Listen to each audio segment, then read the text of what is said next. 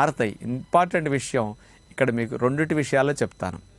మనం బంగాళదుంపల్ని కూరగా వండుకు తిన్నా, ఒట్టిగా ఉడకబెట్టుకుని పైన మసాలా ఇట్లా చల్లుకు తిన్నా దీనివల్ల ఆకలి తగ్గుతుంది, ఆకలి తీరిన ఫీలింగ్ బాగా కలుగుతుంది.